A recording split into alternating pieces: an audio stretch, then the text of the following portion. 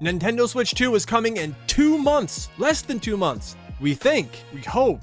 I got a bad feeling about this. New Nintendo Switch is on the way, but at $450 freaking dollars, and a lot of people are not happy. The price is wrong, bitch. But before we go into any of that, I gotta just take this opportunity just to say it one time. Why, guys, did you not call it the Super Nintendo Switch? I mean, come on, man. It was right there. It was right there for you to take. And Switch 2? I don't care if you did polling. I don't care if you went out to people on the streets and asked them. This thing should have been called the Super Nintendo Switch. I mean, you could make the argument that this thing is no more than just a beefed up Switch. You could call it the Switch Pro, for God's sakes. Switch 2.0. It's the Nintendo Switch, but better. Super Nintendo Switch. Whatever. They didn't do it. I'm not happy about it. I'll get over it. But everybody is up in arms over the fact that this thing is $450 and Mario Kart World is going to be $80. So I wanted to give my 2 cents on how I feel about it. Honestly, me personally, I don't mind this. This is not a deal breaker for me at all. I do not feel that $450 is an extreme number. $350 to $400 would have been nice, but come on, guys. I mean, it's 2025, and with the tariffs and shit going on now, it just had to be this way. I mean, I'm not going to go into any kind of politics and start talking about all that shit because I don't know enough to really touch on it. But there's a lot of factors at play here for why they chose this number, and me personally, it's not blowing me away. Now, the $80 for Mario Kart World, that's a different story, but we'll talk about that in a second.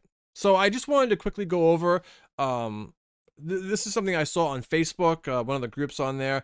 People were talking about, there was a post about inflation and how much, like the Nintendo cost when it was released versus like with inflation, how much it would be today. So I just wanted to quickly go over that with you guys. I just want to put this into perspective for you guys, going back and looking at other systems, like in today's money, what that would have cost, so that you can kind of feel better about the $450 because it's actually pretty good if you think about it. All right, so the first thing I did, and I'm using AI for this. So I'm using ChatGPT, whatever the fuck. So it's not going to be, 100% trustworthy or, right on target, but AI is pretty good right now. So I think we can kind of use this as a rough estimate. So the first thing I asked it was, how much was the original Nintendo NES when it was released? The original Nintendo Entertainment System launched in North America in October 1985 for $199, right? 1985. So with inflation, how much does that equal today?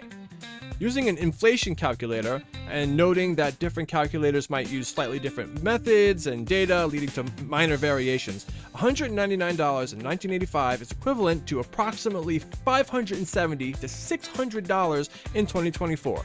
The exact amount will depend on the specific inflation calculator used. So like, should we really care about this inflation thing? Should that make us feel better? I guess so, because it's relevant, right? It makes sense to look at it this way. An NES for $200 way back then would roughly go $550 to $600 in 2024. So think about that. That's way higher than $450. So the next one I wanted to do was the Super Nintendo Entertainment System, which launched in North America August of '91 for $199. So with inflation, how much does that equate to today? The answer is $430 to $450 in 2024. So what about the Nintendo 64? Nintendo 64 launched in North America September 1996 for, again, $199. Adjusting for inflation, we would get roughly $400 to $420 in 2024. As before, slight variations are possible depending on the specific calculator and its methodology. So how about the original Nintendo Switch? The original Nintendo Switch was $299, and that was March 3rd, 2017. So if we do the inflation thing, that equals out to roughly $370 to $390 in 2024.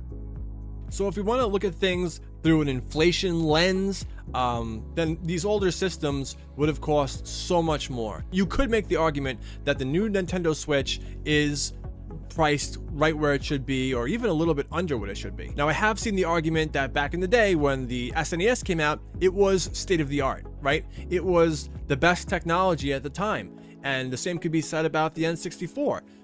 The Switch 2 is nowhere near as powerful as the Steam Deck or the ROG Ally or the Lenovo Legion Go. A lot of these other handhelds that are far more capable, but more expensive, right?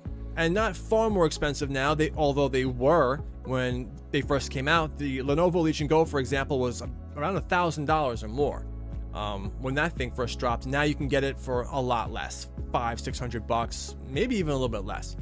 But the argument is that, you know, this Switch 2 right now is just a slightly beefed up version of the original Switch with a bigger screen, and it's not an OLED screen, and we know what they're going to do with that. They're going to release another Switch version in a year or two called the Switch 2 Max or whatever, and it's going to have an OLED screen. Just another way to get more money out of people. Should have had an OLED screen. I don't really care either way, I guess, but I do prefer OLED, and a lot of people don't care. But yeah, I mean, now we could do 4K, and you got 120 frames per second on this thing, and that's great. I mean, we can go into other things, like there's no games for this fucking thing. I mean, you literally have one game on the console at release, Mario Kart World. That's the only one specifically designed and meant for the Switch 2. They have all these other games, like upgrade packs for Tears of the Kingdom and a lot of other games, you know, Breath of the Wild. You can do these upgrade packs, but what are we really getting for that, you know? It looks a little bit better. I mean, come on. I don't even know if I'm going to bother with all that. So now let's talk about Mario Kart World. Mario Kart World is going to sell for $79.99. How do we feel about that? Well, I'm not thrilled with it, but then again, video games have been, on average, $60 to $70 over the past, whatever, as long as I can remember. So what I'm saying is that there has been no increase in the price of video games ever, really. I mean, for the longest time, going way back to, I mean, let's look at it, right? Legend of Zelda for NES was $49.99 in 1986. After inflation, that's $140 in 2024. Mario Kart 64 sold in 96 for $60. On average, new AAA video games for consoles like PlayStation and Xbox typically cost around $69.99. So for the longest time, for pretty much forever, these games have sold around $49 to $59, and people are bitching and complaining now that these things are going up a little bit. And Mario Kart World and Grand Theft Auto 6 are probably going to set the precedent now for these things going at about $80. Not thrilled with that, but I can't complain too much. I mean, everything has gone up. Everything. Food, gas, you name it. The cost of everything has gone up so much over the past 10, 20 years. But video games have always stayed the same. Maybe the argument can be made that way back when they were too much, but for the longest time now, it hasn't been that bad. So $80 for Mario Kart World. All right. Game looks pretty cool, and I'll pay it, right? But that should be for the physical game. When you're downloading these things on the eShop, we should be getting a discount of $10, $15, something like that. I mean, come on. You can afford to give us a break, even if it's $5. Anything to give us a reason to download these games. And if you want the physical, you got to pay a little bit more. That would be fair. That I could understand. But charging $80 regardless just makes more sense than to buy it physical, because I could always sell it if I get tired of it and get my money back. I'm not selling a digital copy. That's really all I have to say about this. I'm not going to go too long with this one. I just want to give my 2 cents as a gamer who has a ton of handheld systems. I've been doing this shit a long time. I'm not broke, you know, I'm doing okay financially. So, you know, for some other people, I can totally understand if $450 is way, way too much. But, you know, given the fact that there's all this tariff shit going on now, and importing these things are going to cost more and whatever, I think we're getting a decent break at $450. It would have been great at $399, and maybe even would have been really good if they had like a Switch 2 Lite version, you know, for other people that can't really afford that much or don't want to spend that. And then, you know, you could always just wait and buy this thing when it drops, if it goes down a little bit for the holidays or whatever.